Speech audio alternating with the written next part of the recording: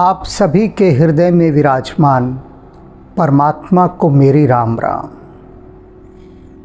नल और नील ने सागर पर पुल बांध दिया है और अब प्रभु श्री राम उस पुल का अवलोकन करने आ रहे हैं। तो आइए आप सभी साथ चलिए।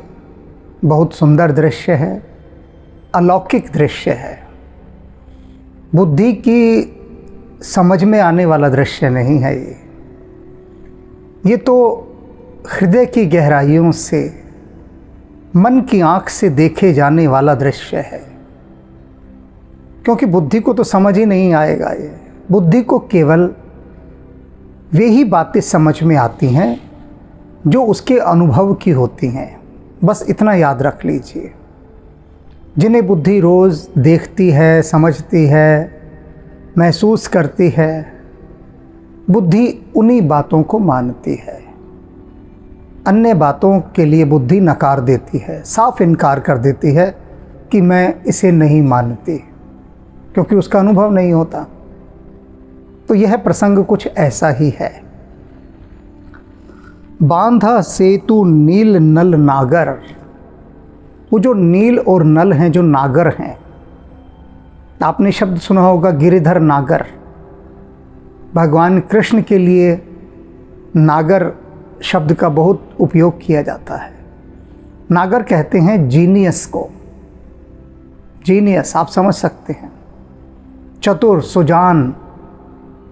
तो नल और नील कैसे हैं? Genius, genius engineer. और उन्होंने सागर पर पुल बांध दिया। राम कृपा जस भय उजागर। और राम जी की कृपा से उनका यश पूरे संसार में फैल गया। यश राम की कृपा से ही फैला है, ये ध्यान रख लीजिएगा। किसी को भी जहाँ कहीं भी कोई यश मिल रहा है, उसके पीछे राम जी की ही कृपा है। वे ही यश देने वाले हैं। बूढ़ ही आन ही बोर ही जेही, भय उपल बोहित समते ही। वे पत्थर जो खुद तो डूबते ही डूबते हैं, दूसरे को भी डुबा देते हैं। पत्थरों का एक गुण है, पत्थर को पानी में फेंकिए तत्काल डूब जाएगा। डुडुब पानी में डूब गया। और कोई पानी में गिरता हो, उसको बचाने के लिए पत्थर फेंको तो और डुबा दोगे उसे। पत्थर का सहारा लेकर कोई पार थोड़ी ना जा सका है। तभी तो कहते हैं डूबते को तिनके का सहारा, यानी तिनका भी पार ले जा सकता है। पार कौन ले जा सकता है तुम्हें? वही जिसमें स्वयं डूबने का गुण ना हो, जिसमें ऐसा सामर्थ्य हो जो स्वयं तैर सकता हो। स्वयं तैर जाने वाला ही तो तुमको बचाकर बाहर निकाल सकता है। जिसका स्वभाव, जिसका गुण धर्म स्वयं डूब जाना होगा, वह तुमको कैसे बचा लेगा? पत्थर नहीं बचा सकता, पत्थर स्वयं डूब जाता है। किंतु यहाँ तुलसीदास जी क्या कह रहे हैं? वे जो स्वयं डूब जाने वाले पत्थर हैं, वे भी नल और नील के हाथों में आकर जहाज बन गए, पार लगाने वाले बन गए पत्थर। अब ये सारा खेल तकनीक का है। टेक्निक जो है, टेक्निक बहुत महत्वपूर्ण चीज़ है, जिसको विधि कहते हैं। विधि के बिना कुछ नहीं होता। कुछ साधकों को मैं विधि देता हूँ कई बार, तो वो संशय करते हैं कि विधि से क्या हो जाएगा। विधि से ये हो जाएगा जो अब तुलसीदास जी बता रहे हैं। लोहे को पानी में फेंक दो तो क्या होगा? लोहा डूब जाएगा। लेकिन उसी लोहे का जहाज़ बनाते हैं, शिप। हज़ारों लोगों को पार ले जाता है, हज़ारों लोगों को। न स्वयं डूबता, बल्कि असंख्य लोगों को पार ले जाता है। कैसे ले गया? विधि के द्वारा, टेक्निक के द्वारा। तो विधि इतनी काम की चीज़ है। विधि गुणधर्म बदल देती है। पत्थर का गुणधर्म है डूब जाना, लेकिन उन्हीं पत्थरों को पानी पर तैरा दिया विधि ने, टेक्निक ने। उसी टेक्निक से उन पत्थरों का जहाज बन गया, पार लगाने वाले बन गए। बात विधि की है सारी।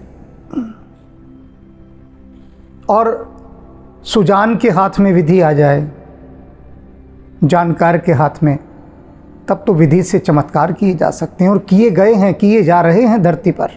अब तुलसीदास जी बता रहे हैं सार वाली बात, निचोड़। ये जो पत्थर पानी में तैरे,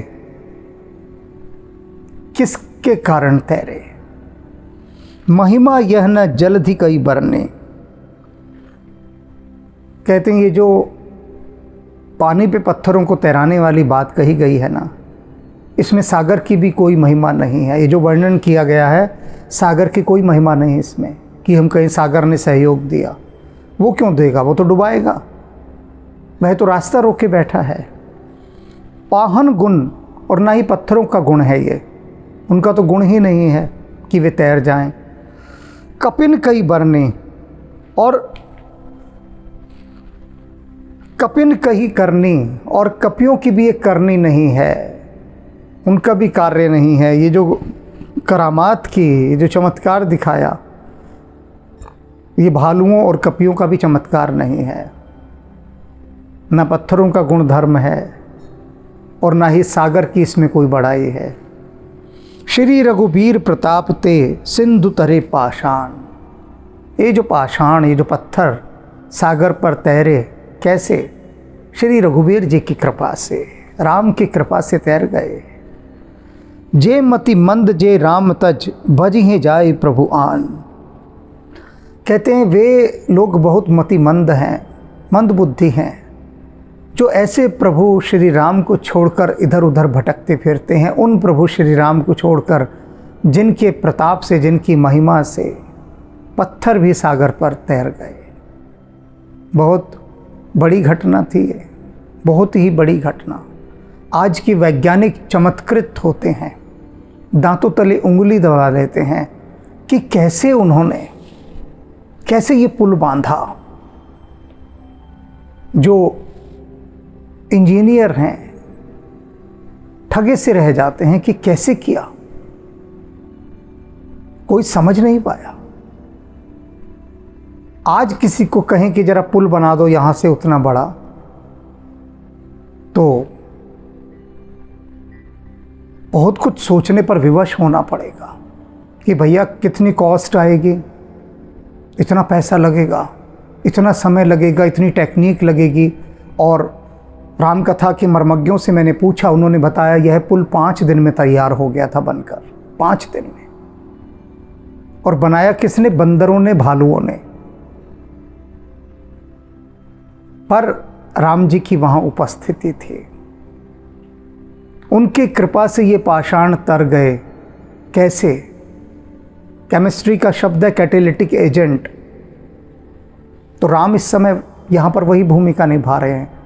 राम थोड़ी ना पत्थर उठा उठा कर रख रहे हैं, राम की उपस्थिति काम कर रही है, प्रेजेंस। कैटेलिटिक एजेंट उसे कहते हैं जिसकी उपस्थिति में घटनाएं अपने आप घटने लगती हैं, अपने आप, बिना किसी श्रम के, बिना परिश्रम के। सब कुछ अपने आप होना लगता है, हैपनिंग होती है, डूइंग नहीं होती।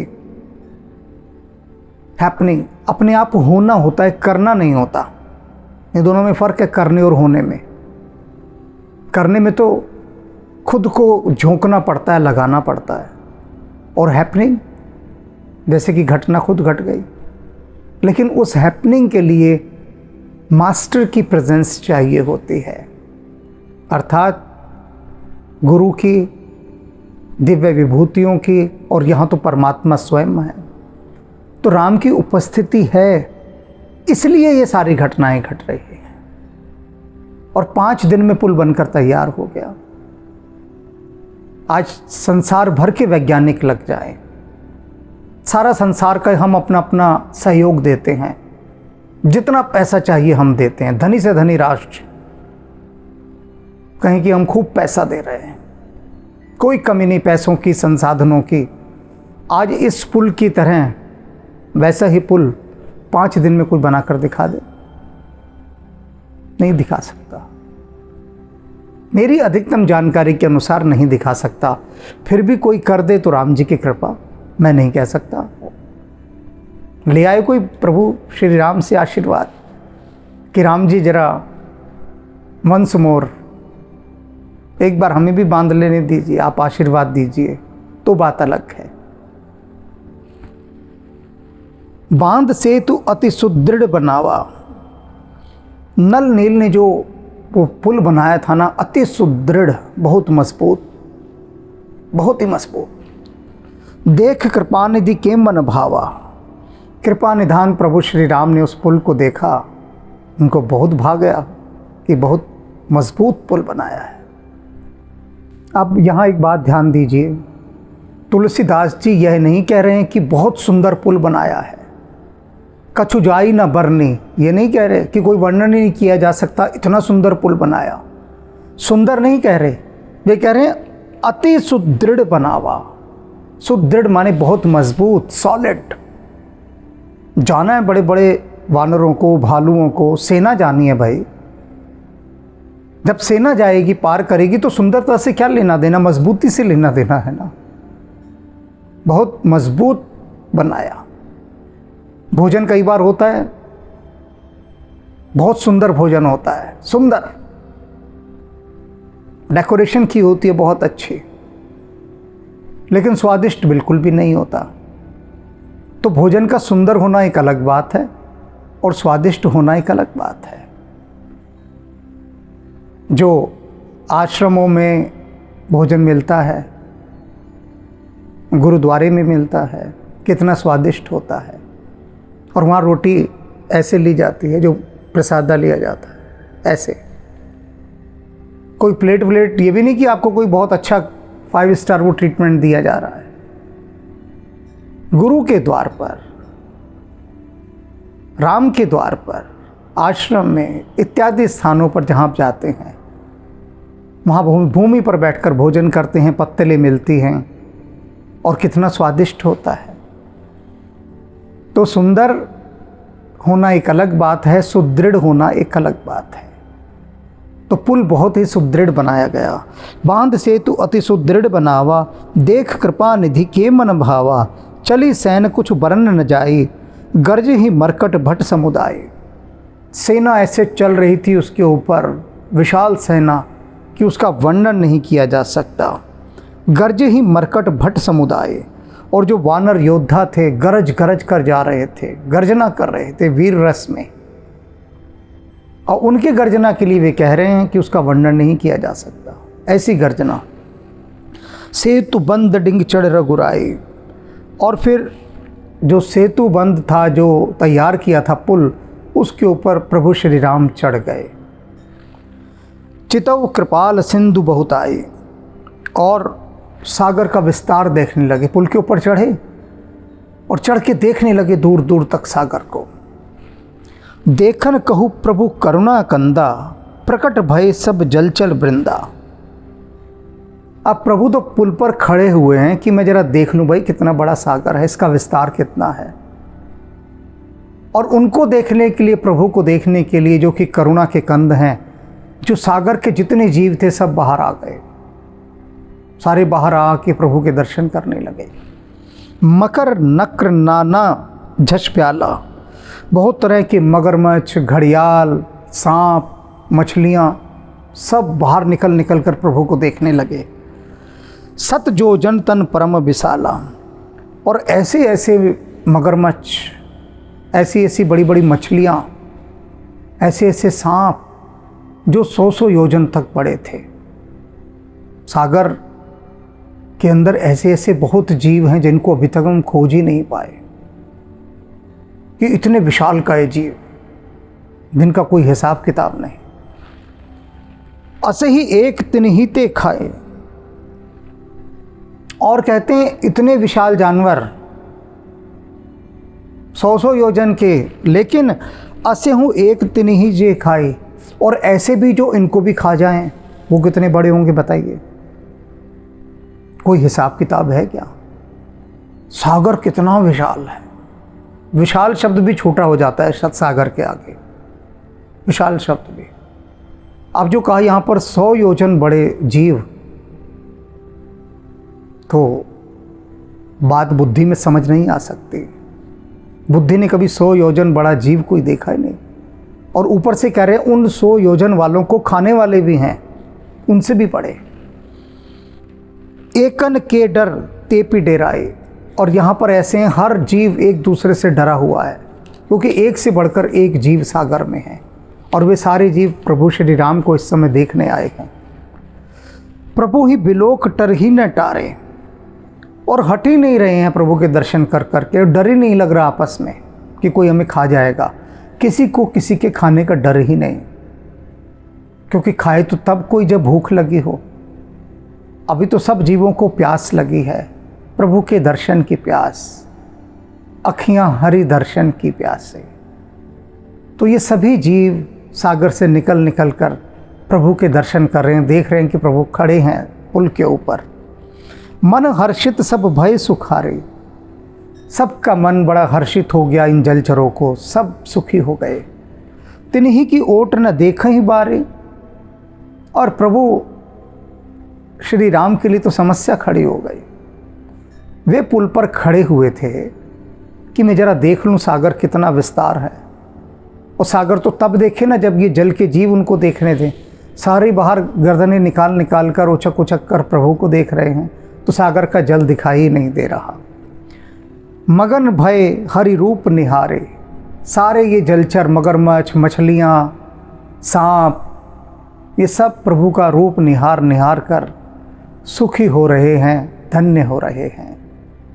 अब यह बात बुद्धि नहीं समझ सकते, बुद्धि के समझने की बात ही नहीं है ये हृदय के समझने की बात है।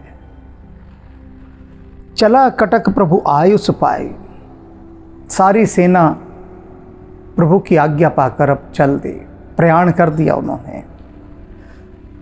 को कही सक कपि दल विपुलाए, और तुलसीदास जी कहते हैं भला कौन कह सकता है उन वानरों की विशाल सेना के बारे में। इतनी विशाल सेना, दूर दूर तक देखो पूरा पुल भर गया उन वानरों की सेना से, करोड़ों की संख्या में वानर जा रहे। सेतु बंद भई भीर अति, कपि नभ पंथ उड़ाए। अब कह रहे हैं सेतु बंद पर तो बहुत भीड़ हो गई, जगह ही नहीं बची चलने की। तब कुछ वानर उड़ उड़ कर जाने लगे, सागर से उड़कर पार करने लगे, जगह नहीं है वहाँ पर। और कुछ ने क्या किया, अपर जल चर ही ऊपर चढ़ चढ़ पार ही जाए। कुछ लोगों ने तो जैसे घोड़े पर सवार होते हैं ऐसी मछलियों पर सवार हो गए, मगरमच्छों पर, और उनसे कहा भैया जरा उतार दो लंका के उस तोर तक। तो सब उन पे बैठ बैठ के सवारी करके वहाँ उतर रहे हैं। अस कौतुक बिलोक दो भाई, बिहस चले कृपाल रघुराई। प्रभु श्री राम और लक्ष्मण जी, ये दोनों भाई इस कौतुक को देखकर बड़े हंसने लगे कि देखो वानर किस किस तरह से सागर पार कर रहे हैं। वानरों का ये कौतुक देखा तो हंसने लगे। सेन सहित उतरे रघुबीरा, सेना के साथ प्रभु श्री राम पार उतर गए, अब लंका के तट पर हैं। कह न जाई कपि जूथप वीर, और जो उनकी भीड़ थी वानरों की, भालू वानर, इतनी भीड़ थी, इनके दल के दल कहा नहीं जा सकता। कौन गिने, गिनती की तो बात ही छोड़ दो, इतनी भीड़। सिंधु पार प्रभु डेरा कीना, सागर के पार अब प्रभु ने वहाँ डेरा डाल दिया। सकल कपिन कहु आयुष दीना, खाऊ जाई फल मूल सुहाए, सुनत भालू कपि जहाँ तहाँ धाए। प्रभु ने कहा सुनो भाई, तुम बहुत परिश्रम करके यहाँ तक आए हो, भूख लगी होगी, अब ऐसा है जाओ और ये लंका के चारों तरफ जितने वृक्ष हैं फलों से लदे हुए, खाओ खूब मौज करो। और प्रभु का आदेश पाते ही सब भालू और वानर दौड़े फल फूल खाने के लिए। सब तरु फरे राम हित लागे, ऋतु अरो कुरत काल गति त्यागे। तुलसीदास जी कह रहे हैं हर एक पेड़ पर फल लगने का एक समय होता है, उस समय के अंदर वे वृक्ष फल देते हैं। लेकिन इस समय प्रभु श्री राम का कार्य करने के लिए उन वृक्षों ने काल की उस गति का भी त्याग कर दिया और बेमौसम के फल भी उगने लगे वहाँ पर। प्रभु हित लागे कि प्रभु के इस काम में हम भी थोड़ा योगदान दे दें। क्या योगदान दे दें? कि इनकी जो सेना आई है उसे भूख लगी है, फल खाकर अपनी भूख मिटाए, तो इसलिए हम अधिक से अधिक फल पैदा करें। फल देने लगे, प्रोडक्शन बढ़ गया, वे भी सेवा करना चाह रहे हैं। खाई मधुर फल बिटप हलावहीं, और वे वानर और भालू क्या कर रहे हैं? खूब फल खा रहे हैं और खाने के बाद जैसा स्वभाव होता है वृक्षों को जोर जोर से हिला रहे हैं। लंका सन्मुख शिखर चलावहीं, और वे जो पर्वत थे उन पर्वतों से बड़े बड़े पत्थर उठाकर लंका के जो परकोटे हैं, लंका के जो महल हैं, उस तरफ फेंक रहे हैं। अपने आने की सूचना दे रहे हैं पूरे कि हम आ गए हैं। तहाँ कहूँ फिरत निशाचर पावहीं, अब लंका के किनारे उतरे हैं तो वहाँ पर राक्षस सैनिक तो होंगे, घूम रहे थे। पकड़ लिया वानरों ने उनको, निशाचरों को, राक्षसों को।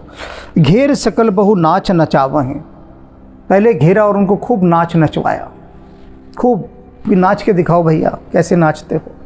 हमने कभी राक्षसों को नाचते हुए नहीं देखा, और खूब नचाया उनको। जब नचा नुचूर लिया, खूब तंग कर लिया, उसके बाद दसनहीन काटी नासिका काना, कह प्रभु सुजस दे ही तब जाना। खूब नचा नुचूर लिया, उसके बाद अपने दांतों से उनके नाक और कान काट दिए। नाक कान काट के कहा कि अब जाओ रावण के पास और जाकर प्रभु श्री राम का सारा यश बखान करो कि किस तरह से हमने सागर पर पुल बांधकर लंका में हम आ गए हैं, जाओ। और रावण की तरफ उन्होंने उसको भेज दिया, उन राक्षसों को। जिनकर नासा कान निपाता, तिन रावण कही सब बाता, और जिनके नाक कान काट दिए थे राक्षसों के, वे रावण के पास पहुँचे और रावण के पास पहुंचकर उन्होंने सारी बात बता दी कि हे लंकेश, वे राम सागर पार आ गए हैं, उनकी सेना है, और देखो हमारे नाक कान काट दिए और उन्होंने वहाँ डेरा डाल दिया है। सारा समाचार दे दिया। सुनत श्रवण बारिधि बंधाना, दसमुख बोले उठा अकुलाना। रावण ने जब सुना कि अच्छा और लंका पे पुल बांध के वो आ भी गए इधर, तो बहुत अकुलाया, व्याकुल हो गया है सुनकर। और रावण के 10 सिर एक साथ बोले, 10 सिर। बांध्यो बन निधि नीर निधि, जलधि सिंधु बारीस, सत्य तोय निधि कंपति, उदधि पयोधि नदीस। रावण के 10 सिर सागर का एक एक पर्यायवाची शब्द बोल रहे हैं। यहाँ जितने शब्द बोले ना, वे सब सागर के पर्यायवाची हैं। तो हर एक सिर एक एक शब्द बोल रहा है। क्या कह रहा है? वन निधि, निर्धि, जलधि, सिंधु, वारीश, तोय निधि, कंपति, उदधि, पयोधि, नदीश, ये सब सागर के पर्यायवाची।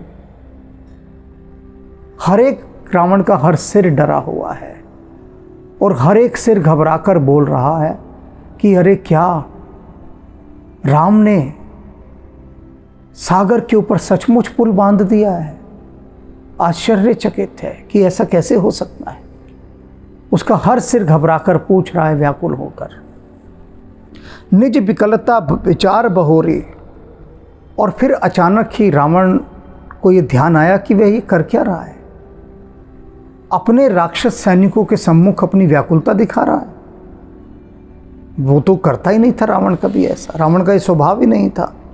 कितना डरा हुआ वो भीतर, लेकिन राक्षसों के सम्मुख वह ऐसे स्वयं को प्रदर्शित करता था जैसे उसे कोई फर्क ही नहीं पड़ा।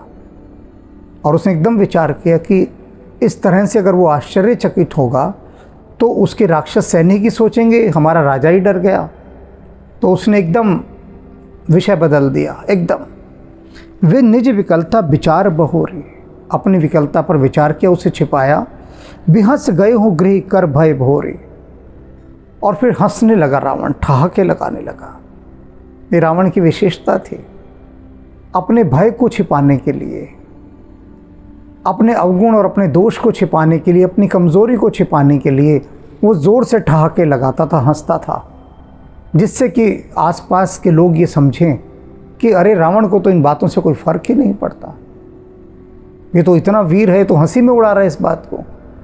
तो उसने बड़े ज़ोर के ठहाके लगाए और अपने भय को बिसराता हुआ, दिखाता हुआ कि मैं कोई डरा हुआ नहीं हूँ, हंसता हुआ अपने महल की ओर चला गया।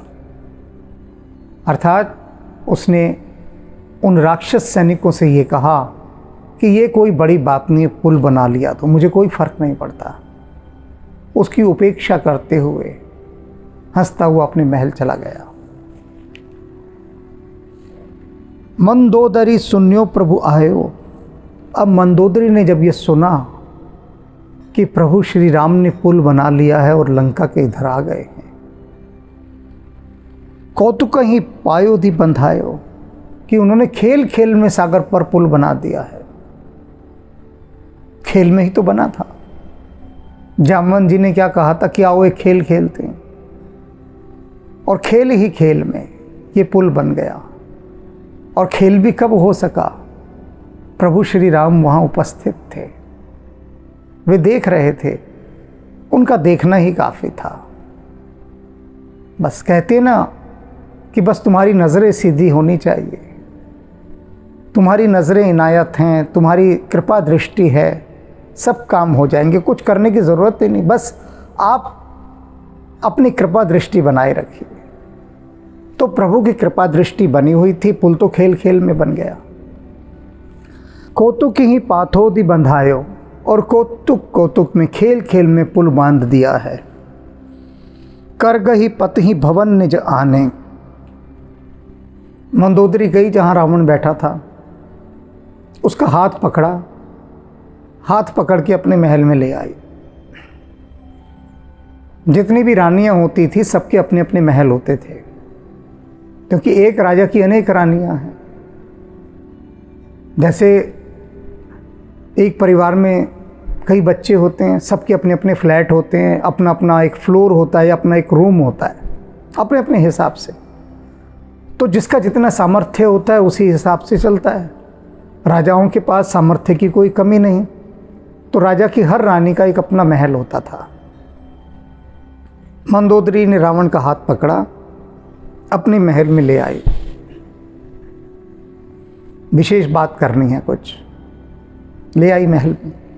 बोली परम मनोहर बाने। महल में लाने के बाद मन को हर लेने वाली वाणी में बोली, बहुत मधुर वाणी। चरण नाई सिर अंचुल रोपा। देख रहे हैं आप, चरण नाई, रावण के चरणों में अपना सिर झुका दिया। मंदोदरी ने रावण के चरणों में अपना सिर रखा, प्रणाम किया, अपना आंचल फैला दिया, और आंचल फैलाकर मन को हर लेने वाली वाणी में क्या कहती है रावण से। जो बात मंदोदरी अब कहती है ना, उस बात को बहुत गहराई से सुनना है, बहुत गहराई से। ये ऐसी बात है जो मंदोदरी अब कहने जा रही है। जिसने भी इस बात को बहुत गहराई से सुन लिया, उसके जीवन के भीतर एक बहुत बड़ी घटना घट जाएगी, क्रांति आ जाएगी, नया जन्म हो जाएगा। बिल्कुल भीतर के बहुत सारे मनोविकार जलकर राख हो जाएंगे। मनुष्य इसीलिए तो परेशान रहता है। तुलसीदास जी भी विनय पत्रिका में कितने अधिक परेशान हैं कि मन की बुराइयां नहीं जा रही। बहुत सताया हुआ है इन्होंने, बहुत सताया हुआ है। तो ये मन की बीमारियां, ये दोष, ये अवगुण, ये पाप कैसे जलें, इसका उत्तर मंदोदरी अब जो कह रही है उसमें है। इसलिए ये सभी के लिए एक बहुत तीव्र घुमावदार मोड़ है, एक टर्निंग पॉइंट है सभी के लिए। जीवन की दिशा बदल जाएगी अगर इस प्रसंग को बहुत हृदय की गहराइयों से फोकस करके अगर आपने इस प्रसंग को सुन लिया, फोकस करके, बदल जाएगा, बहुत कुछ बदलेगा। और अनेक लोगों का बदला है, मैं कभी इसके बारे में भी बात करूंगा, लेकिन अभी तो सिर्फ यही बात कि पूरी तरह से तैयार करिए अपने आप को। और मंदोदरी जो बात बताने जा रही है उसका मूल्य, उसका महत्व इसलिए भी बढ़ जाता है, इसलिए भी वह अनमोल है क्योंकि रावण को विशेष रूप से लेकर आई है। महल में आया रावण मंदोदरी के, और मंदोदरी ने झुककर रावण के चरणों में अपना सिर रख दिया, माथा टिकाया, उठी और अपना आंचल फैलाकर मनोहर वाणी में क्या कहती है रावण से, ये कल बताएंगे, आज नहीं। क्योंकि आज इस चीज के लिए समय दिया जा रहा है कि स्वयं को तैयार कीजिए, पूरी तैयारी के साथ बैठना है कल इस प्रसंग को सुनने के लिए। अपनी सांसें रोक कर बैठना है, स्वयं को हर तरफ से हटाकर केंद्रित करके, फोकस करके अपने को बैठना है। सब चीजें हटा दीजिएगा जब ये प्रसंग चले, कुछ भी नहीं। उस आधे घंटे तक कोई बातचीत नहीं, कोई फोन कॉल नहीं, कोई व्हाट्सएप नहीं, कुछ नहीं। अपने आप को उस कक्ष में एकांतवास में ले आइए और पूर्ण एकाग्रता से मंदोदरी और रावण का यह संवाद सुनने योग्य है। तो कल तक के लिए राम राम।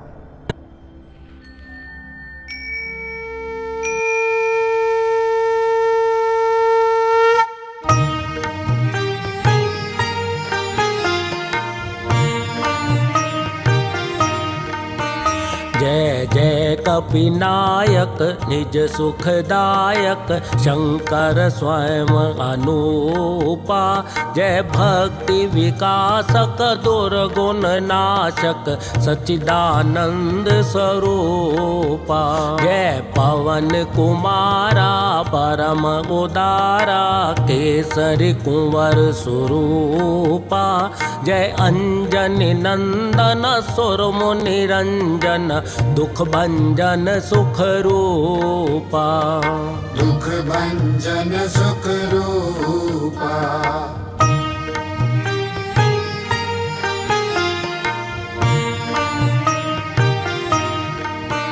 जय जय अविनाशी सब गुण राशि धाम अखंडानंदा। केवल प्रभु माना परम अमाना अद्भुत चरित मुकुंदा। अतएव चराचर सकल सुरासुर गण से सब मुनि वृंदा। तज योग विरागा से अनुरागा गावत शुभ गुण वृंदा। गावत शुभ गुण